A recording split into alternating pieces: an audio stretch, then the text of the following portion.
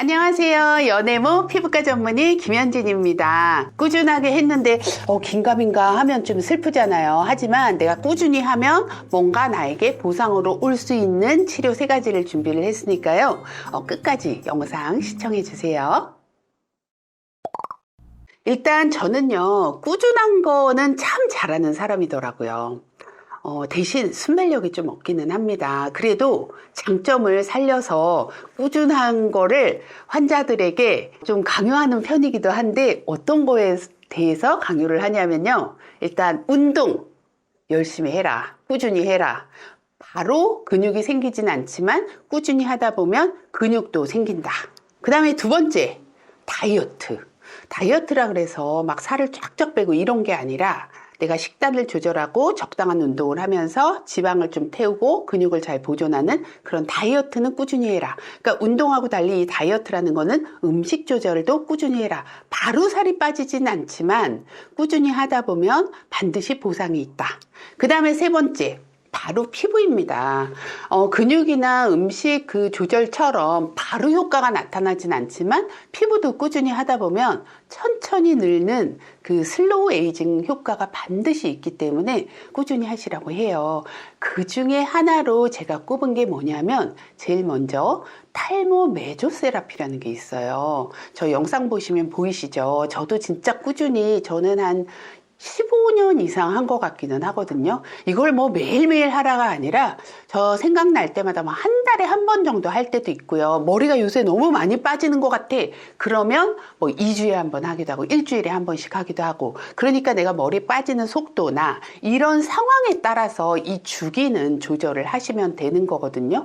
그래서 이거를 꾸준히 하다 보면 뭐가 좋냐면요. 머리가 빠지는 거는 속도가 줄어듭니다.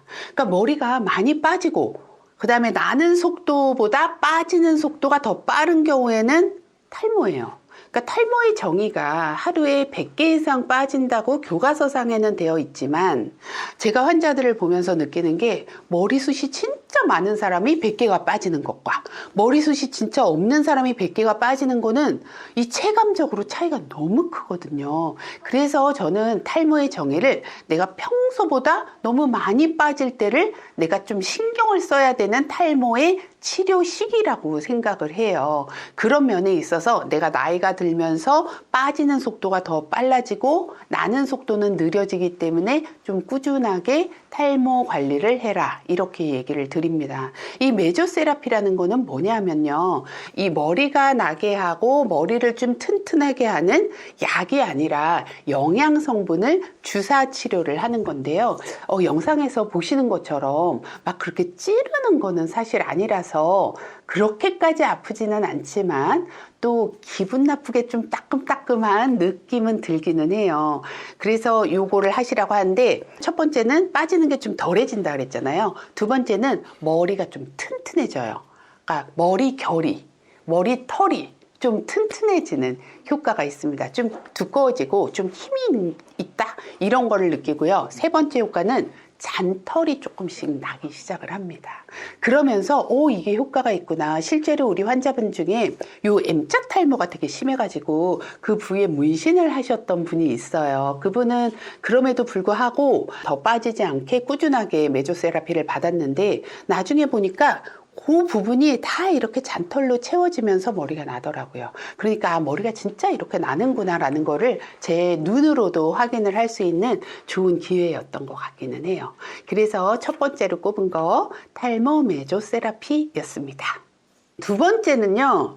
이것도 제가 꾸준히 하는 건데요. 색소 레이저예요. 이 색소 레이저는 저도 기미가 있거든요. 기미 치료, 그 다음에 뭐 주근깨나 흑자 이런 것들 치료를 꾸준히 하라고 얘기를 하는데요. 그게 왜 그러냐면 색소라는 게 젊어서는 없었다 하더라도 나이가 들면서 주름이 생기듯이 색소도 좀 많이 생기게 됩니다. 그리고 얼굴도 굉장히 많이 칙칙해지거든요. 멜라닌 색소가 굉장히 많이 올 수밖에 없는 게 이유가 뭐냐면 나이가 들면 콜라겐이나 엘라스틴 이런 것들이 피부 진피에 없어지는 거 아시죠?